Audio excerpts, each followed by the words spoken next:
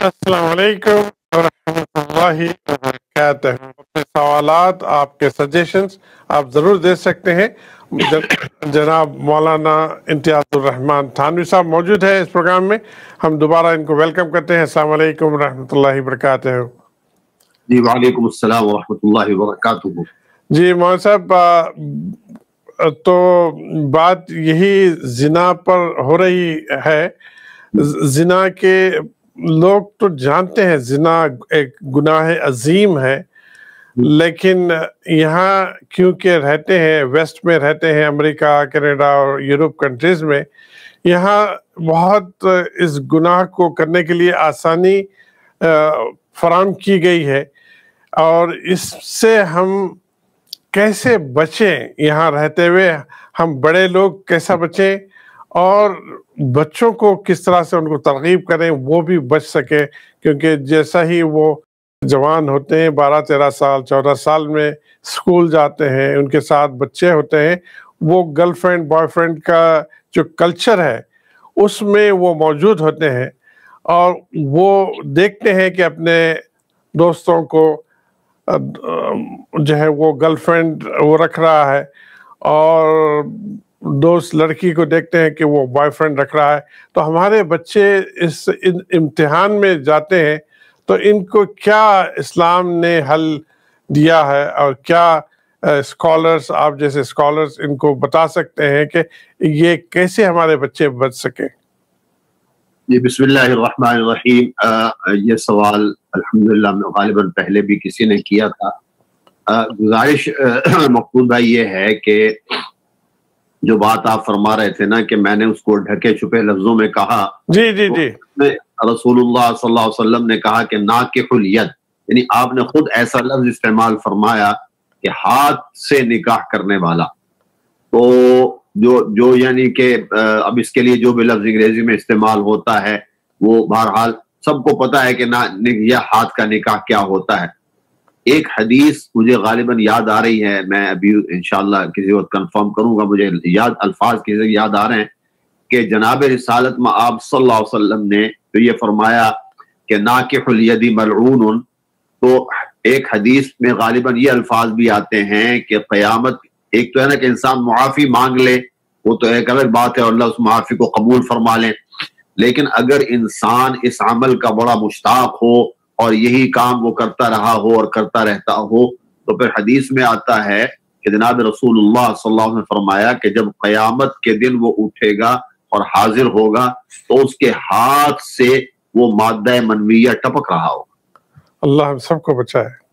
यानी ये आखिरत की रुसवाई ये होगी कि अल्लाह ताला ये बतलाना चाहेंगे कि दुनिया में जो हमने तुम्हें मना किया और बेहयाई के उमूर से तुम्हें रोका था, फिर अब देखो कि जो तुम काम कर रहे थे उसका ये नतीजा है।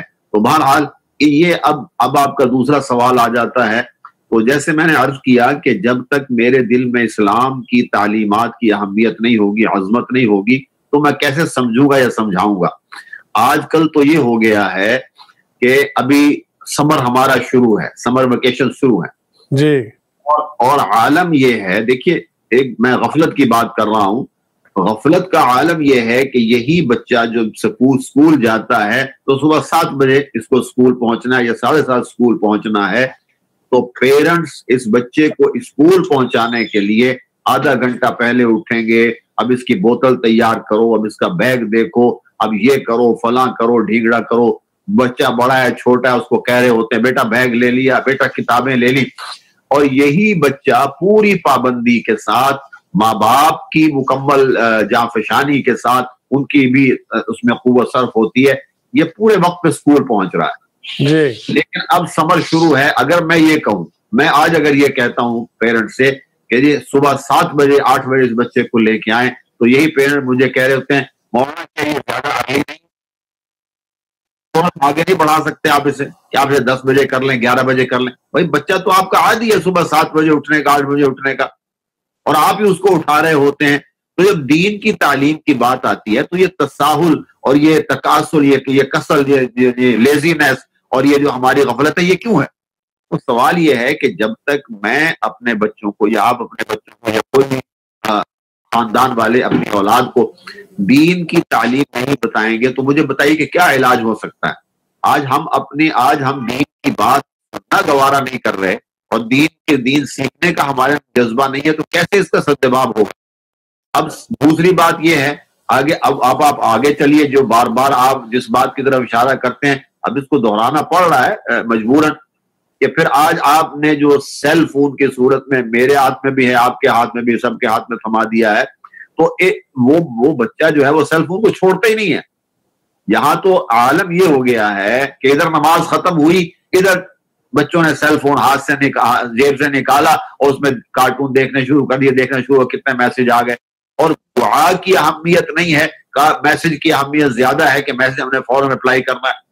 اور اب یہ عالم بھی ہے، آپ دیکھتے ہیں کہ نمازوں کے اندر کالیں آ رہی ہوتی ہیں، اور وہ آدمی جو پہلے ہی میری اور ہماری کیفیت یہ ہے کہ نمازوں میں قلب نہیں، دل نہیں لگتا، تو پھر سوچیں اگر فون کال آ جائے گی تو ساری، اب یہ ہوگا کہ جو پیچھے مقتدی ہے نا وہ یہ سوچ رہا ہے اور وہ اپنے دل میں یہ کہہ رہا ہے کہ اللہ کرے جلدی سے امام صاحب نماز ختم کریں، میں باہر جا کے دیکھوں کال کس کی ہے، یعنی نماز میں قلب بھی نہیں ہمارا رہا۔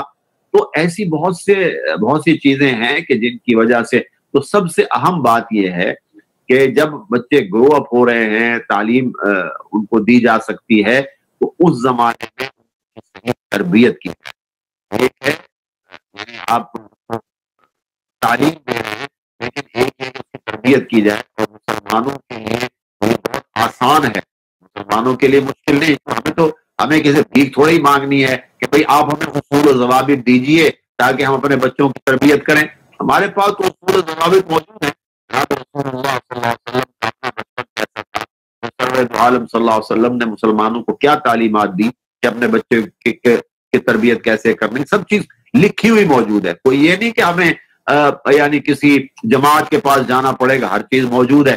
اب اس کی امپلیمنٹیشن کی بات ہے۔ تو جب تک ہم اپنے بچوں کے دل میں اسلام کی عظمت، اپنے دین کی عظمت پیدا نہیں کریں گے، اور انہیں وہ یا بچپن ہی سے، چاہے میں ہوں یا کوئی بھی ہے، میں بھی ہوں تو میں بھی مجرم ہوں، تو کوئی بھی ہے، جب تک کہ وہ ان کو یہ تعلیم نہیں دے گا تو اس وقت تک کیسے سدباب ہو سکتا ہے؟ بنیادی طور پہ ایک بات، جیسے آپ سوچئے کہ بچے پر روزہ فرض نہیں ہے، ابھی زکوٰۃ فرض نہیں ہوئی، حج فرض نہیں ہوا، لیکن جناب رسول رسالت میں آپ صلی اللہ علیہ وسلم نے فرمایا جب تمہارا بچہ 7 برس کا ہو جائے تو اس کو نماز کی عادت ڈالو، 10 برس کا ہو جائے اور پھر بھی اگر وہ نماز جو ہے ادا نہ کر رہا ہو تو تمہیں اجازت ہے اس کو سزا دے کر بھی اس کو سزا دو کہ تم نے نماز کیوں نہیں پڑھی۔ سوال یہ ہے کہ صرف یہی حکم کیوں ہے؟ وہاں یہ تو حکم نہیں آیا کہ اس کو زکوٰۃ بھی ادا کرے، اس کو یہ بھی کرے، یہ بھی کرے۔ اس کی وجہ یہی ہے کہ بنیادی طور پہ قرآن نے ایک حکم نازل کر دیا کہ ان الصلاۃ تنہا عن الفحشاء والمنکر، کہ آگے جا کر جن منکرات میں یہ پڑھ سکتا ہے یا جن بے حیائی کے کاموں کو یہ اختیار کر سکتا ہے، اس سے فقط ایک ہی چیز مانع ہو سکتی ہے اور رکاوٹ بن سکتی ہے، اور وہ نماز ہے۔ تو اسی کی پابندی نہیں ہو رہی تو باقی اور چیزیں تو کیا ہوں گی؟ اللہ ہم سب کو اس پر عمل کرنے کی توفیق دے، مجھے بھی، آپ سب کو۔ بریک کا ٹائم ہو چکا ہے جناب، انشاءاللہ بریک کے بعد پھر گفتگو جاری رہے گی۔ السلام علیکم ورحمۃ اللہ وبرکاتہ۔